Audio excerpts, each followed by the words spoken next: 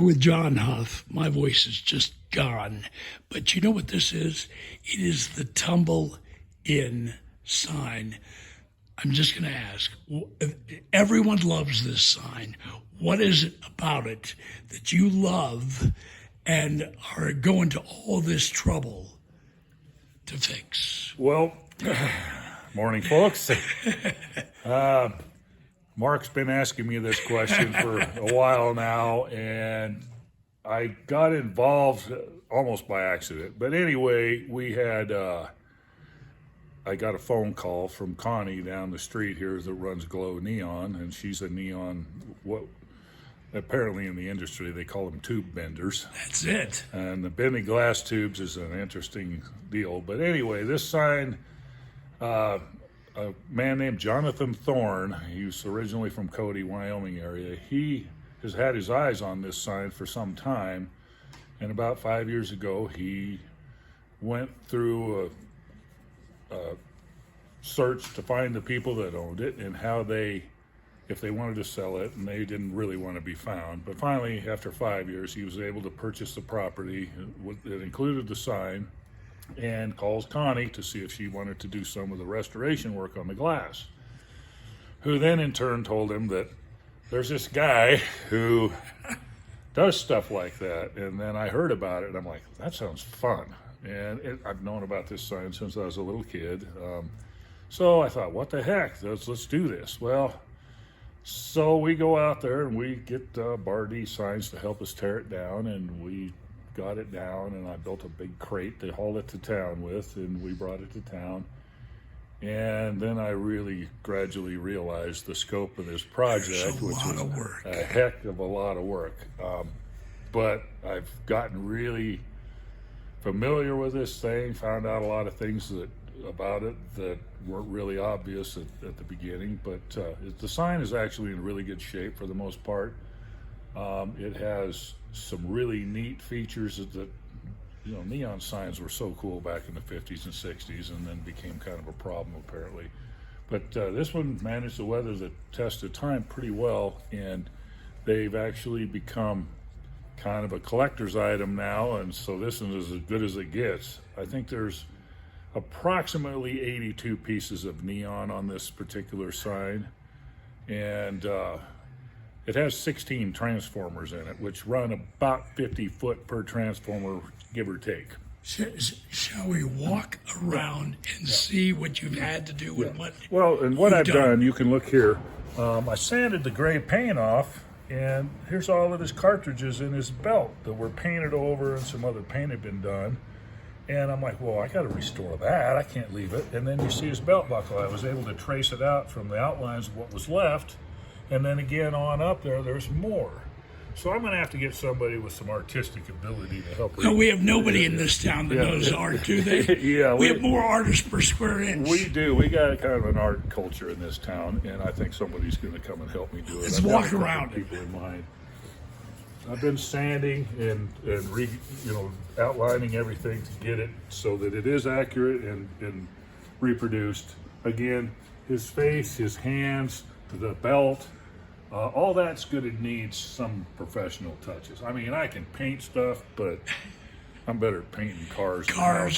So anyway, this is the base of the sign. Here's the pieces that used to be the base, and the inside of it had gotten rusted out, as you can see some of the pieces here. This piece is pretty bad, and most of the inside of the sign was like that. So I got some guys to help me redo this. Sean Fink and his son Tyler and another guy went to work on this and whipped it out for me right before Christmas and knocked it out of the park. It's beautiful. And then we were able to use the panels that had the sign work, the sizzling steaks, and there's what's left of a cactus, and I think there was another cactus down below, but I was able to uncover some of that. So we're going to try and reproduce that as well. So for all newcomers, tell us what the place was. Well, Tumble Inn was a wide spot in the road, essentially, in Powder River, Wyoming. The Tumble Inn was there long before the sign was there. And apparently somebody talked whoever owned this place into putting up this giant sign in the middle of nowhere to beckon people.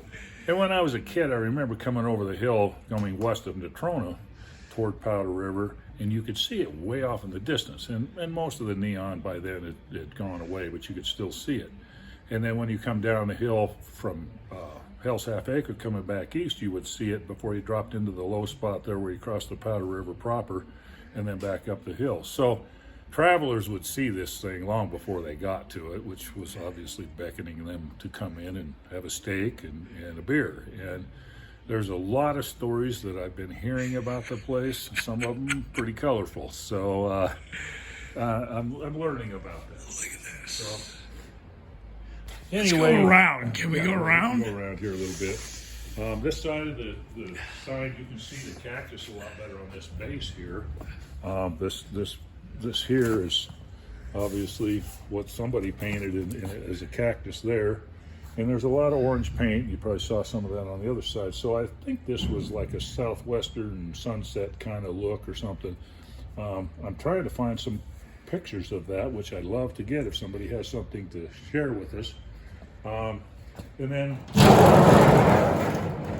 can go over here and look at this sign. I put it on a rotisserie, normally reserved for cars, but man, it's so nice because this thing allows me to get to all parts of it where laying flat it wouldn't. I can do a little demonstration for you here, just kind of show you how this works. But you can turn this basically with one hand. And you can still hear some of the stuff inside of it. I don't wash most of it out on New Year's Day, but it gives you a little idea of kind of how this works. So then I can stop it wherever I want and work on parts of it. So basically that's kind of that part. Now the other part I finished, it's down at Glow Neon, and she's putting glass on it now. So hopefully in a few more weeks it'll be lit up. Seriously? Oh yeah, it's all painted. So it is a secret as to where it will go. Well, that's another little story within a story. The idea is to put it in the Old Yellowstone District. Oh man, that's great. Obviously, West Yellowstone was a piece of Highway 2026 before they built the first street extension, and so basically, we're moving at 35 miles east on the same highway, historically speaking.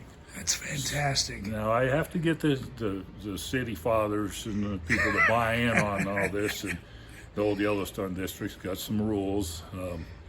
They want an architectural review committee to review it and give us their blessings or not. But I think this thing is cool enough that it deserves a spot to stay in Natrona County and be a piece of history that hopefully for another 70 years it'll be lit up and impressing people and beckoning people into the neighborhood. John, thanks for talking with us, and thanks for saving the sign.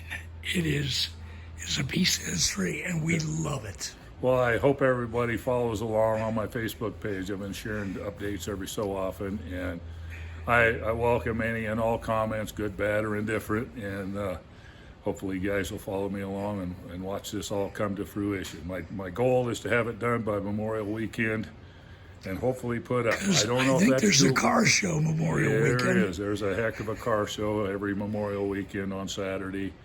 And it's one of my favorite times of the year. The sun's coming out, things are starting to turn green, and it's my favorite time of year. So. We wish you well on this. Could we see the rotisserie work one more time? Sure.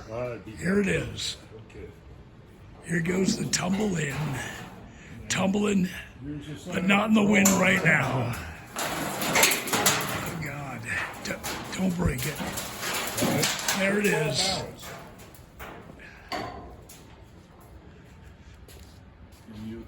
Memorial Day weekend, we cannot wait. Yeah.